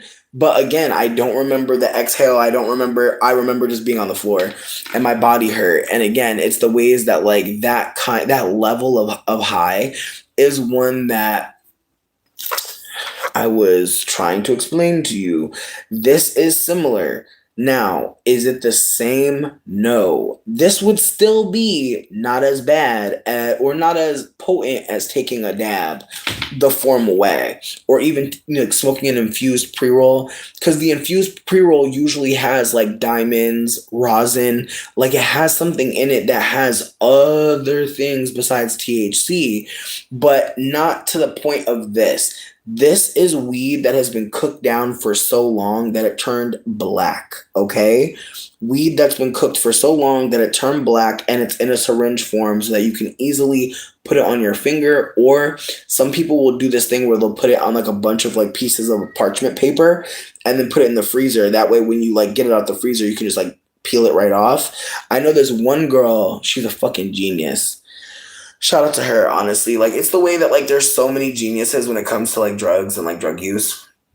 Mary Globbins, oh my God, no! I hate to hear that, like truly. And like again, it's the ways that when people do dabs, they are usually taking the tolerance those people have is incredible. Because again, like I want you to also consider that like the people that smoke out of vapes, like that tolerance is higher than flower. I want people to consider that flower is the lowest tolerance you can have. I feel like above that, I will say edibles. I feel confident saying flower, edibles, concentrates, because edibles are made with concentrates. I feel like they're above, but because they're concentrates that are like, the thing about an edible versus a concentrate is like the concentrate, you have a certain amount in that bin, but how much you take out, how much you put on your spoon to roast up, that is going to determine how fucked up you get. And so if I bite a corner of a brownie that's 200 milligrams, there's no fuck, I can eat that whole brownie. That whole brownie, that whole 200 milligrams is not going to hit me like if I attempted 200. Fruit fly, please, please, girl. Like, I'm trying my best to be kind to you. But yeah, like, if you try to take 200 milligrams of dabs, yeah, again, it's not going to be comparable. You're going to be much higher. But again, that's why some people prefer edibles over flour, because flour gets you high for the shortest amount of time. Edibles are a stomach internal endocannabinoid system situation. When you're smoking, believe it or not, a joint is like 15 milligrams. Believe it or not. So if you take a gummy that's 20 milligrams, that is so much more stronger and going to hit so much longer than if you were to smoke a joint. Because keep in mind, when you're rolling up and you smoke a joint, you getting all that smoke. No, you're not. You're going to put that shit down. So unless you light it and sit there the whole time, you're still not getting 15 milligrams completely. So I want you to consider that smoking weed, especially with herbs in it, you're never getting the amount that you actually put in. You can roll up 1 gram of weed, and who knows if you're even going to get 50% of that, depending on how much you're smoking, are you sharing, how big your puffs are, how deep they go, and even that, the ways that I've read about how, like, depending on the strength of your weed, like the percentage, you could really be getting a very low amount of THC every puff, to where even though it was a fat blunt, it's such low THC that you're not gonna feel it the same. But I will say that there has been like overproduction in terms of like weed strength. And so people are smoking stronger weed for sure. But there is still less stronger weed if people were looking for it. I haven't met anyone that has asked me for less strong weed. I have had people ask me about CBD weed, which I definitely do have. I have hemp. I also have shake for the people that are edible makers. Like if you're liking to make weed butter, you want to work with the bottom of the plant. And so basically when you harvest, you're trimming all of the branches, but you're also going to be accumulating a bunch of extra shit. And that is what ends up making something like this. This stuff is made out of good flour, but also everything else that comes off that fucking plant. And so I want you to consider that even if you smoked a leaf that wasn't on a bud on a plant, that still has THC in it. It's just not as high. And that's a lot of times what people are using to make edibles, because and that's a whole nother aspect of this. That's why I said what I said about edibles being stronger than flour. Edibles, like weed, attaches to fat. So that's why for some people, when you smoke, you're still not getting hungry. Like your weed, first of all, it doesn't trigger hunger, but also you not having any food in you already means that the weed didn't even hit, bitch. Isn't that sad to hear? A THC attaches to fat. So fat people get the highest, bitch. Just kidding. I don't know if that's true, but maybe low key, maybe like fat people who work out maybe get like the highest because like our fat and like the conversion. Who knows, bitch? I'm gonna do some more research. But again, it's the ways that like when you eat an edible, it has fat in it, and because of the fat already connecting with the converted THC that's now bioavailable or like sublingually available, you are having a much more potent effect because once it goes to the stomach, it's going straight to the blood. When you're smoking, I'm not saying your air doesn't go to the blood or your breath doesn't go to the blood. What I'm going to say is your inhale is only getting maybe zero point 0.5. And I feel like confident even saying like maybe 0.05 low key. Like if your joint is 15 milligrams, I don't think every puff is gonna be 0.15. Fuck no. And with that being said, it really depends on how good your weed is. Like if your weed is not that great, like what is that 0.05 even gonna be? Like I think about that layer to like weed and like doing drugs because like some people are smoking like really really poor quality, and then they get addicted to it, and then they're like, damn, like how did I smoke all this? And it's like I don't even think you did, dude. Like that's the worst part about it is like depending on what you're smoking, you can really be getting like addicted to the act of it and not actually being high. And I feel like low key, I'm speaking from experience. I feel like there are many times where like just the ritual of like rolling this shit up and like smoking it feels so good.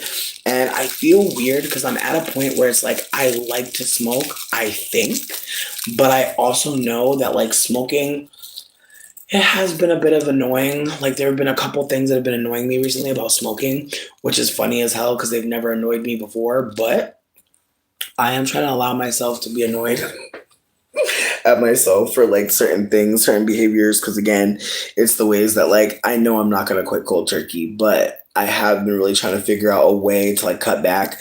Because again, I'm very aware I'm a chain smoker. I'm so fucking aware of it. It is frustrating at times, but that is why I also tell you about products that I was just showing you. I'm like, did I move it? Did I move it? That's funny as hell. I'm so unreliable with anything.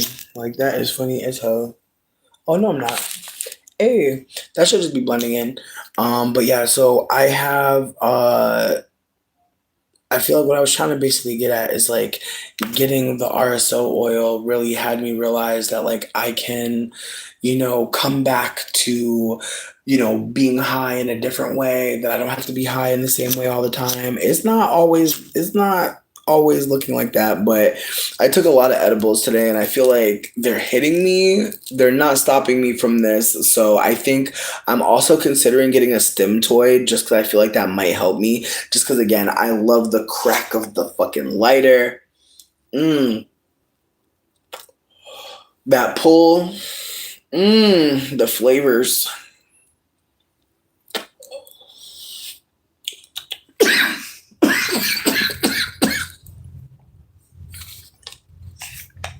But then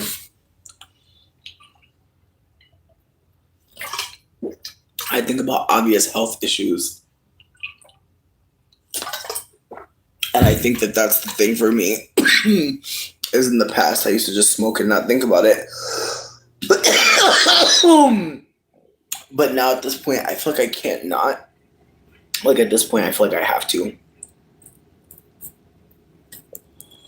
Or at least I have to start thinking about reducing the harm. That's what I'll say.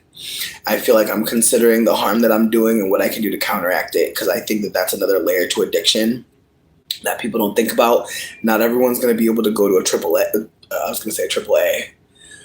Oh, God help me. Not everyone's going to be able to go to a double A or an AA. Not everyone's going to be able to go to Narcotics Anonymous. What up, Shanice? I'm glad you're talking. I'm glad you're not being quiet about that. I'm really proud of you because it's not easy to talk about chain smoking and doing a lot of things. But again, this is not an ad. Like I know that these are things that I'm sharing, but at the same time I'm trying to just be candid that like I started smoking weed after I was fucking someone. So I started to attach like the weed smoking with fucking and the dopamine hit was doubled. And I think it's important to share stuff like that because there's going to be some of you that meet someone and y'all are just blunt riding and fucking and having a good time. That creates addiction. Unfortunately, because let something fucked up happen to you, you know,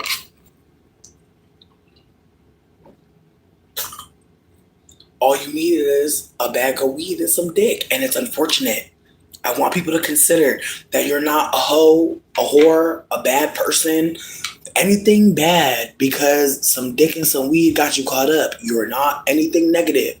I want to just share my tale because maybe you'll realize that you don't really like that man. You're addicted to the dopamine hit of the sexual experience and the weed. The weed can be a mask, unfortunately, for some of us. And so as I sit with like my addiction, as I sit with my many addictions, I'm addicted to many things, not just smoking. I want to be candid that like some of us are not gonna know what the fuck to do. It's true. We're gonna not know what to do, and so I'm trying to consider that I don't know what to do either, friends. But oh damn, they're not gonna let me. Oh my god, they don't let me turn this shit. They're such haters. They never want me to have a uncomplicated live experience. Um, Not a ciggy. Yes, again, like having a little tobacco. That's what I'm saying. It's part tobacco, it's part rose petal, it's part weed. Like again, I'm trying to like. I feel like at this point, I'm trying to be as candid with y'all about the things that I've done that are fucking insane, or the things that I've done that were very helpful, or the things that I've done that are question mark, because again, I don't think that I know everything. I think I've made some mistakes along the way. There is a fruit fly that will bother us. I'm so sorry. I'm so sorry, Vance. He's annoying. I hate him. Um, listen, reducing harm is real as fuck. And I'm glad we're talking about it. Like even us having this conversation, even folks opening up about like ways that like maybe they're not moving the best for themselves, ways that maybe they're not happy, ways that like maybe they want to do something different. That's beautiful. Again, we're in Scorpio season. This is a time where people think about death, where people think a lot about the end, where people think a lot about killing fruit flies. But because we're in Scorpio season, people say that the veils are thinned, and so we're able to maybe sit with ancestors right now, or I really hate this girl. We're maybe able to sit with the ways in which we haven't died, or we have, and we notice. Thankfully, we're still alive. Because again, addiction can feel like death. Addiction can feel like literally running on a wheel to nowhere. So we're at BC again. Listen, people are gonna do drugs. They always have. Like, just please keep that in mind. Keep that in mind in the front of your mind. People have always done things to cope. There have always been plant medicines being explored. There's always been somebody making a pill, crushing something up, burning something up, roasting something up, people snorting something. People snort mushrooms. I learned that recently. I ain't there. I'm gonna keep it a buck. I ain't there. Have I snorted? Yes. I feel like I shared that before. I dated someone and their mom peer pressured everybody on Christmas to do cocaine. She was also the director of Homeland Security. Again, I just feel like the life I live, I've seen so many funny things, so many things that let me know that what you see ain't what the fuck you seeing. And it's important to listen.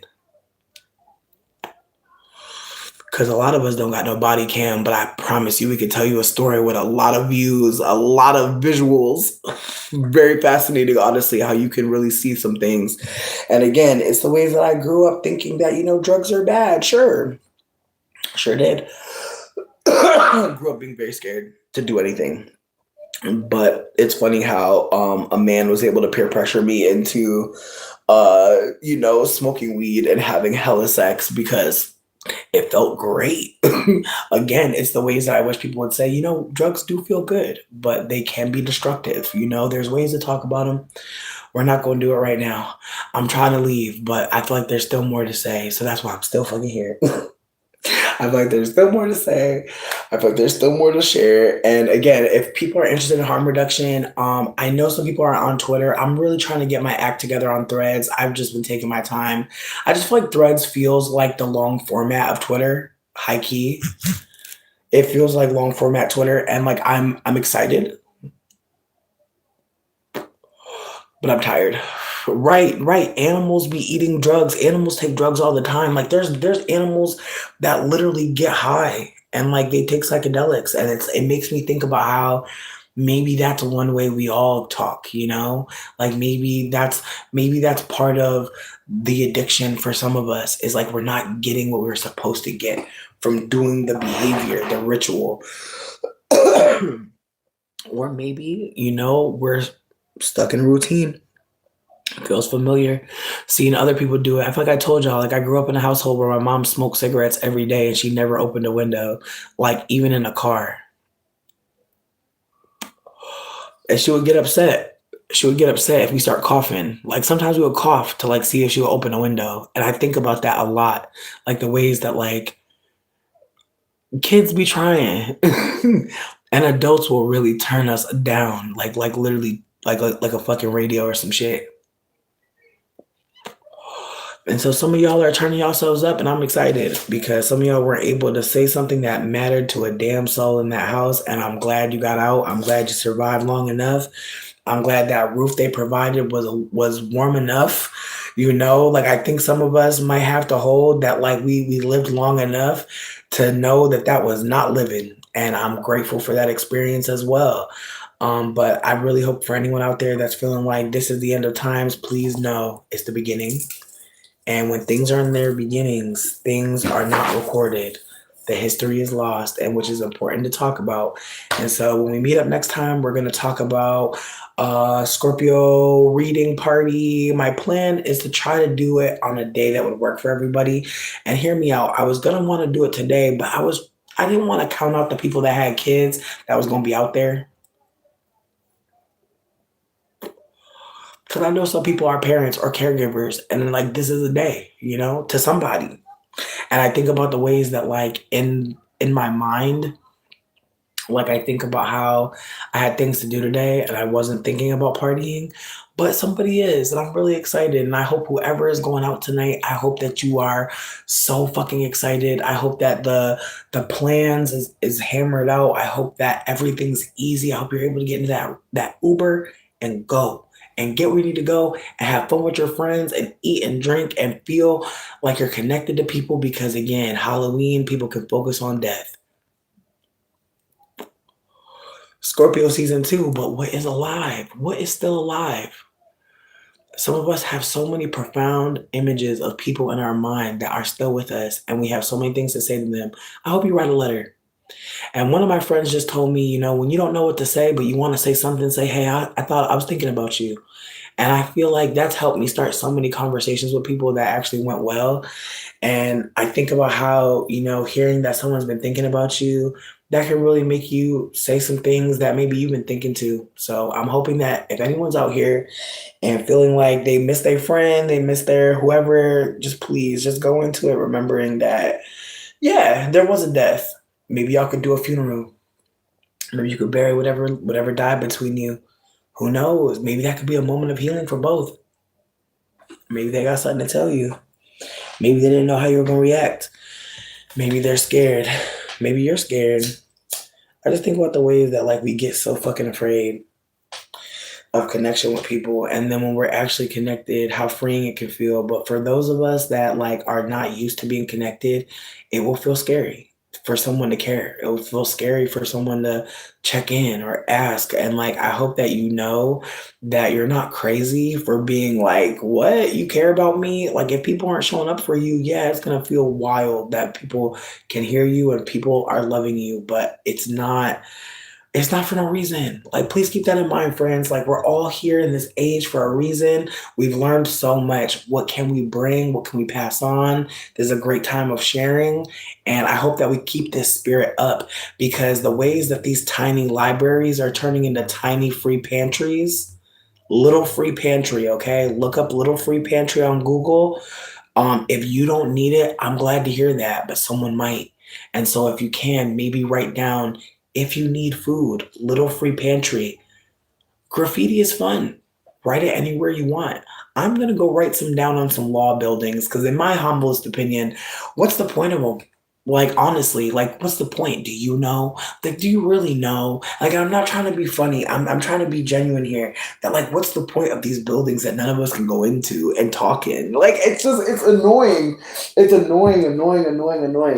More annoying than me dropping this lighter. But I'm just saying, like, it's the ways that, like, we literally live in a society where we wait to find out what's happening. Like, we don't go out to find out. And a lot of us are terrified with good fucking reason. It's an anti-black, white supremacist world that literally goes out of its way to disable you at every fucking turn. It makes sense why you wouldn't want to leave your house. It makes sense why your house feels like a sanctuary. I just hope folks like validate their pain, really allow the deaths to be spoken about. If something must die, like that's the another layer. Some of us have something that needs to die, something that can't keep going on. How do we turn the corner? And I think that that's another layer to this is like no one here is alone right now. I want us to remember that. Like whenever you go into a live or you go online somewhere, comment section, that means that people are there. I just want us to remember like there's so many signs of real life. I know the AI bots are popping. They're wild in the DMs. The amount of bots that hit me up every day, it's like, good God. Like that's how I know I'm shadow banned. Like I get hit with bots like every day, at least 6 of them, and they are going in. And it's wild like how bots talk now because you used to know a bot. Now it's like, what? Oh, Queen, you're so sweet. Thank you for being kind. I appreciate you. Aw, I appreciate.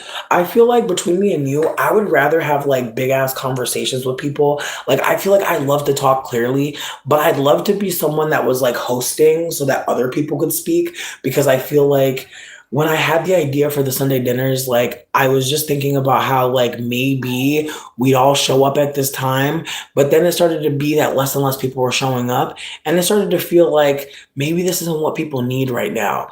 And so it wasn't like I was trying to be like, oh, like it was more like, I don't really want to be the one that always has to come and open up the door to the group because it's a digital space. And so maybe I should have said that at some point, but that was really why the dinner stopped because people weren't coming consistently. And I kind of felt like I'm just waiting there for people to show up. And honestly, if people aren't gonna show up, I'm not saying you gotta say I ain't coming, but like it did start to feel like, damn, like people know when it is, where it's at, and they're not here. So maybe I shouldn't be here either.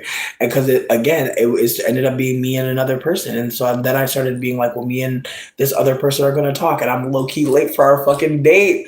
I'm so annoyed. I meant to set a timer, but I'm trash at that. But again, it's the ways that like I became just so aware of the fact that like I didn't want it to become about me. And I feel like that's why I named the group People Online Who Want to Talk, because I figured, the broad name would mean that anybody could talk at any time. But I still maintain that like I could have communicated better through that, but I was just honestly really burnt out and feeling like other people weren't, anticipating my need, which again is not anyone's job. But again, it's the ways that like we can be a part of something and there's no real conversation about how we're going to function.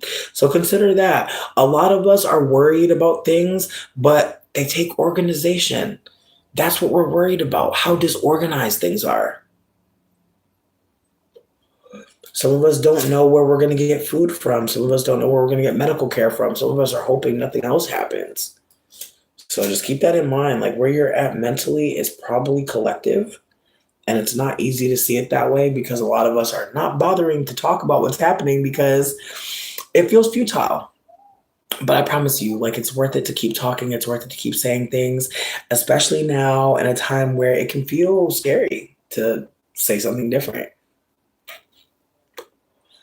I think some of y'all have been here long enough to know that, like, if you say something different, some people really won't hear you, but some will. And I think that that's the whole point of even bothering to communicate. That, like, yeah, maybe everyone won't hear what you said, but somebody will, and that's enough. I think that's really enough. I want us to remember that, like, someone can witness you in community showing up in a particular way, and that's enough. And I think even if they don't witness us, even if they don't see us, I'm not saying that feels gratifying, but I think we have to just trust that life started on this planet one time and it's had a lot of help. Clearly, the colonizer have been colonizing and we're still out here talking our shit. I'm not at all saying everything's fine. Mm-mm. But I'm saying that we haven't lost anything. And I think if we want to talk about losses, we're losing the idea that the past doesn't add up. We're losing the idea that, like, we can just move on from deep atrocity. We have to grieve. And unfortunately, before we can grieve, people have to hold themselves accountable and then be willing to sit in community and be held accountable. That's another layer to grief and pain, especially in the communal sense. We are very aware of who caused harm in terms of white supremacy and who still does. We're very aware of it. And yeah, it's not going to be a clean system of figuring out how to move forward. It's not going to be neat. It's not going to be organized very well. But I do believe that we are going to have to talk about the tribalism of race collectively. And it's something that a lot of Black folks are really getting great at. Like, I'm not saying they haven't been amazing at it, but what I'm saying is, like, there is this desire at this point in terms of, like, the spectacleization of, like, watching Black folks create and share, to be mindful about the ways that Blackness is not a singularity or a monolith, despite the fact that many Black activists tried to hold it as one so that they could fight back. I want us to consider that resistance is going to look different now, and that's good. And that some of us have always had the tools. Some of us have always had the tools. We just were not allowed in the room. We just weren't thinking that the room was worth it to even go in. Would people even listen? We're past wondering if people are going to care. People care. I know that it seems like people don't. I know. But I wanted to share with you about something that happened to me today. So today, me and Dane were gifted 2 loaves of bread. We have bread. So I brought both of the loaves out of the house. I brought one to the smoke shop where I go buy my papers and had a great conversation with 3 people about the tiny little pantry. And they all found one really close to their house in front of me and immediately went to one to get free food.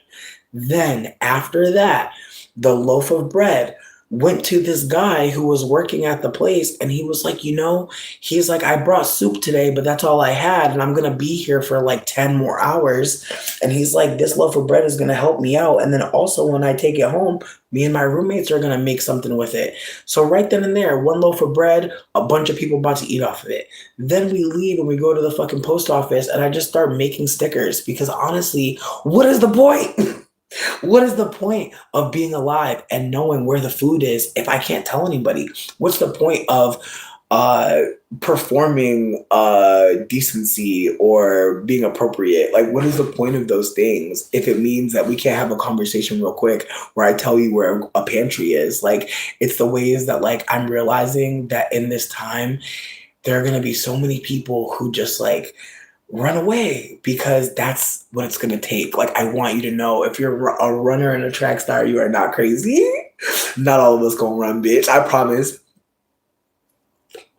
I've been telling y'all for a while. I don't know if I'm gonna make it through the portal, bitch. I don't know if I'm making it through the portal. I want to, but if I don't, I know somebody will make it. And that's all that matters to me at this point. And I'm so grateful. Woo! Like, I just feel like, bitch, again, look into your fucking degrees. Because at some point, there's other degrees that will, like, mean something to you. And I just feel like I'm realizing that, like, that is part of the point of my life, is realizing that, like, there's other lives. Again, when you're being abused and harmed, you literally go inward and you start to think only about yourself, and it's so lonely. And then, like, as you try to come out, you start to notice, like, ooh, A lot of y'all. And again, it's the way that you don't even have to go through pain to be super individualistic, especially now. We're in the age of aqua. So it's really easy to isolate and hold yourself away from everyone. It's much harder to notice when you and that person that you think you're better than, or they're worse than you. There's there's so much avoidance of that moment where you can see like I do that too. And I hope that people hold that like that's a big part of life is noticing when you're doing that shit too. You might not do it the same way as them, but you're doing that shit too. And it's not always clear cut across the board, but I pray that some of y'all are able to see when someone does something that you don't like and start to work backwards and notice I don't like it because when I did that shit, somebody beat me.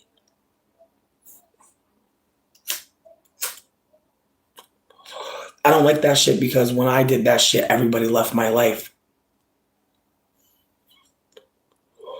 I just want us to remember like we have so many experiences that we've gone through, so many deaths we've lived through, and some of us have not grieved them. And honestly, I think that some of them could be grouped up. There could be a group funeral, for all the exes, for all the losses. I think you can, do a little group for some of them. But for the obscure ones that you very much remember, just consider that you could write a letter about that experience to the person who is still inside of you that went through that shit and tell them exactly what you were thinking because now you know.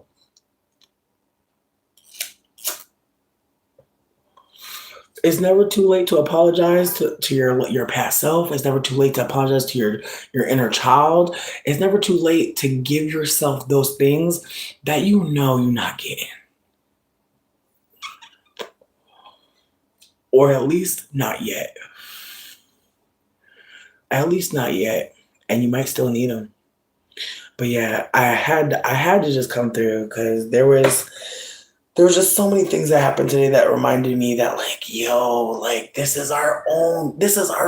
we get one time to be. I love that it cut out when I was saying we get one time to be alive. We get one conscious life is what I'll say. We get one life where we think we know what's happening.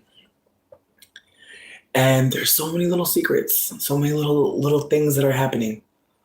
So many little pockets of time that all of us don't know about. Not yet.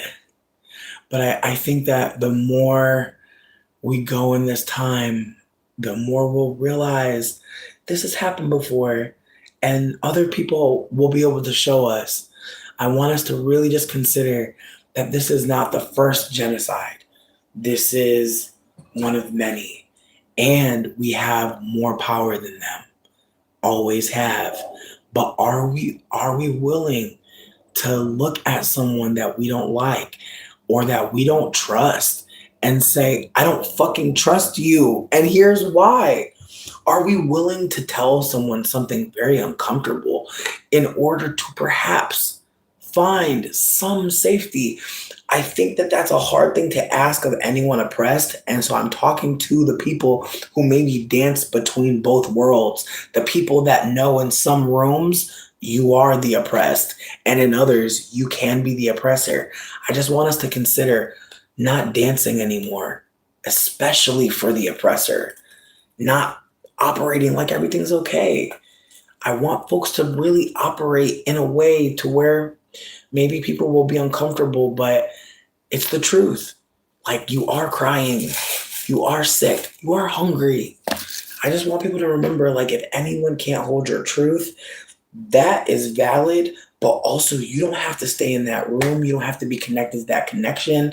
Like there are so many more people in the world that will see you and know exactly that they don't want to fumble this connection. And again, this is not to say people won't come back and realize that they lost out on a connection with you and that they want to repair the rupture.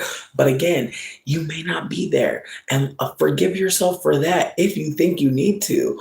But some of us will know, no, thank you. I can't go backwards. And some of us will know that moving forward means taking a moment to feel the pain, to grieve the dead. And the dead are dreams. The dead are perhaps the idea that maybe you thought one day you were going to grow up and be married and have children, and now you realize that you don't want any of that.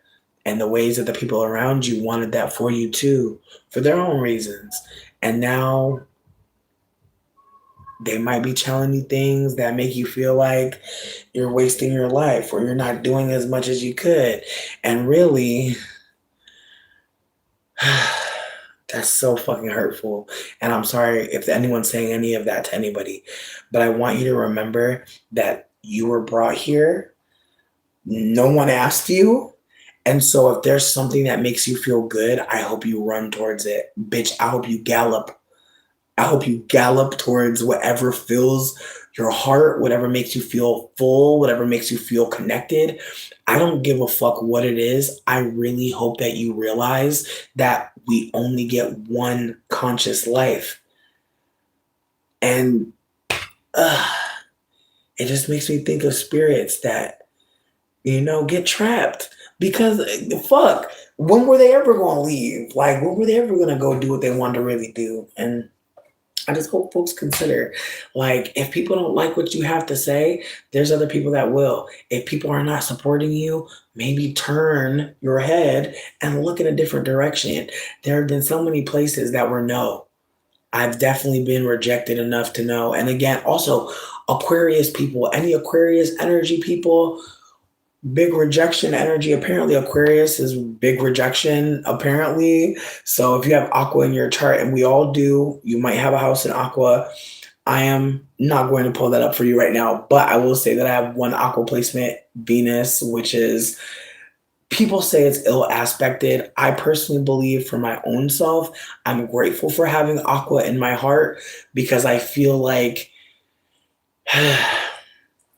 my Aquarius placement is,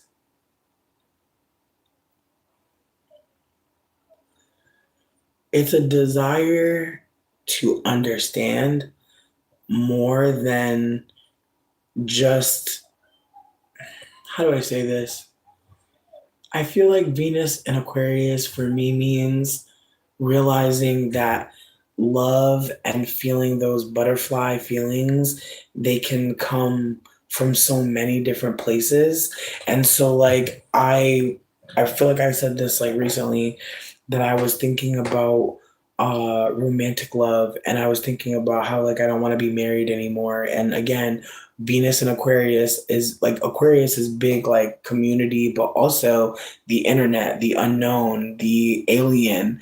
And so Venus, romanticism in alien, it kind of can be at times very hard for people to connect in a romantic sense. I think Aqua really likes everything else. Aqua likes the way that, like, if we're friends, then I can say a lot of things, a lot of different things. If we're lovers, there's more boundaries to like things I can say to you, and like the ways that I say them, like the ways that like the rules of a connection changes just depending on what you say to each other. And so the ways that, like, if you have like an enemy at your job, the way y'all talk to each other, and the ways that you always know in some ways that that person at your job, like, it's not that deep, but y'all not cool. And the ways that like that is a valid relationship that like you have, that has its own rules, right? Like there's ways that like you have maybe a little sibling that like, they put hands on you.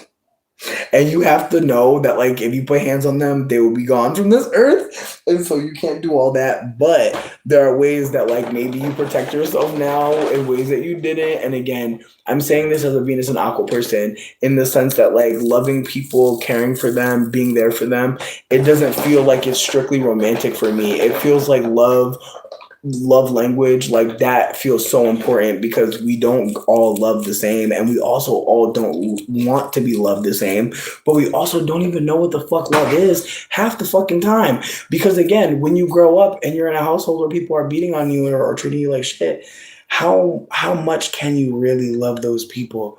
And I think of the ways that like some of us were taught how to say I love you before we actually knew what it was, and the ways that like, now when people say they love you, the ways that after abuse, I love you can sound so many different ways. The ways that like you can be in love with someone but not ready to tell them.